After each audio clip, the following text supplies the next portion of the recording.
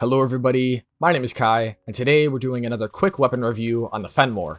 The post-Duviri weapon sandbox has been largely dominated by the second wave of Incarnon weapons, which in my opinion has made a large part of the community forget about the first batch, which are arguably still the best weapons in the entire game. The Phenmor is my personal favorite of them all, and one of the most fun weapons to use in the entire game, so let's discuss how to maximize yours for the best performance possible. If you're still looking to acquire yourself this weapon, its main blueprint can be purchased from Cavallero in the Chrysalith at rank 2, or traded for with another player. Here are the build requirements, not too much of a big ask. Before covering the Incarnon form and the weapon's evolutions, a quick look at how it handles in its base form. It initially starts out as a semi-automatic rifle with its IPS stats split between puncture and slash, with a 70% bias towards the latter. Crit and status chance will sit at 20%, and it has a total damage of 140. Far more interesting though is definitely the Incarnon form. Landing headshots in the base form charges the bar underneath your reticle, and with any amount of charge you can transform into Incarnon form with a full bar equating to 408 bullets. This form of the weapon handles similarly to an arc gun, being a large minigun with some very different stats. First, the damage changes over to slash and radiation with a 57.14% bias towards the former, while it also gains increased fire rate, reduced recoil, and 3 meters of punch through. It has a unique reverse spool mechanic, slowing down your fire rate from 100% to 60% after 51 shots have been continuously fired, promoting more burst fires, and the total damage stays the same at 140. Being a first-gen Incarnon, it has a total of 5 evolutions, so let's take a look at the best ones for each tree. Evo 1 is just access to the Incarnon form, which we've already covered, while Evo 2 gives us 3 unique options: plus 50% accuracy and minus 50% recoil while aiming, plus 20% fire rate, or plus 80% projectile speed. This one is largely player preference, while the fire rate does serve as a total DPS increase, but with the build I'll show later, it is ultimately unnecessary. You'll see that I make use of Void's guidance as it makes it feel much smoother to use in both forms, but again, choose whichever one you would like here.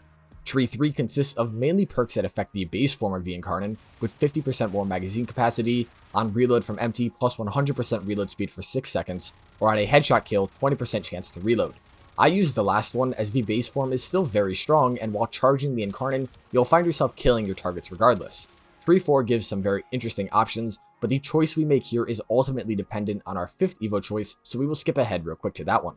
For other Incarnon weapons, Tree 5 is typically where the broken perks sit, and the same holds true for the Phenmor. There is a choice between on-2 headshots within 2 seconds, plus 50% headshot damage for 8 seconds, enemies suffering fewer than 3 status effects receive 100% more critical damage, or the true bread and butter of this weapon, Devouring Attrition's 50% chance to deal plus 2000% damage on non-critical hits.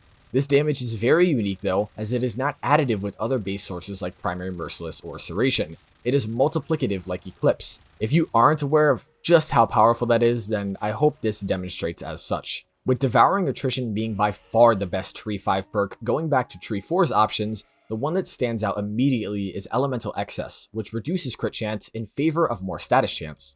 Attrition wants you to not hit crits, as that is how you gain the chance for the 2000% multiplicative buff, so lowering our crit chance only serves to make it more common, thus increasing damage. This is a flat reduction and bonus, bringing our crit chance to 10% and our status chance to 40% with absolutely zero mods. With the evolutions covered, let's look at a few ways to build this weapon. A pure raw damage setup with Corrosive, such as this one, will serve you the best in base steel path, being able to absolutely mow down all sorts of enemies due to the base punch through of the weapon, plus the 2.2 from Prime Shred. This final slot here can be fit in with a few things, a Bane being the best of them all, but even more base damage works. Just make sure to ignore anything crit related, as the entire goal of this weapon is to not get crits. Primary Deadhead also gives you the most raw damage with an extra 30% to your headshot multiplier, making this weapon one-shot most all enemies, even with the Steel Path modifier in the Simulacrum active. This is about as close to an AoE weapon you can get in the game with no actual AoE. For something that scales slightly better though, I recommend swapping over to a Viral Slash build. While you will not be killing enemies nearly as quick initially with this setup, its power lies in endurance runs, as it is a slash monster when built like this, which is almost needed to kill enemies as you scale deeper into Steel Path. Swap the Corrosive and Heat mods for Viral 60/60s and a Bane mod to perfect this setup. If possible, your Viral mod should be downranked as to make it less common to proc over slash, but if not, it's really not that big of a deal. Even with the downranked Viral though, I still recommend Fanged Fusillade to further increase slash's weighting over Viral, And terminal velocity in your Exilus to increase its projectile speed fits in all of these builds, as without it, the speed is slightly too slow for my taste. The final build introduces Rivens to the Phenmor, which are obscenely powerful purely because they have the ability to lower its crit chance values into the negatives, which makes Evolution 5's 2000% damage perk a true 50% chance to proc on all bullets. My Riven here is only negative 47.5% crit chance, so I've not lowered it all the way into the negatives, but this is good enough for me right now, and I've already put in so much Kuva. Other good stats for your Riven are obviously more multi-shot, fire rate, base damage, etc, etc. Just ignore all crit related values on the Riven. The 60% heat mod should just be Hellfire, but I don't have the capacity to fit it, and don't really want to reforma. The Phenmor continues to be one of the strongest weapons in the game, even in light of some of the new Incarnon weapons. I'm looking at you, Latrin and Strun. It still holds its own very well without any sort of AoE. Kind of. I mean, 5.2 punch through might as well be the same thing, right? A quick reminder that I have a Patreon where videos do get uploaded early, like the route to video or even polls deciding future content.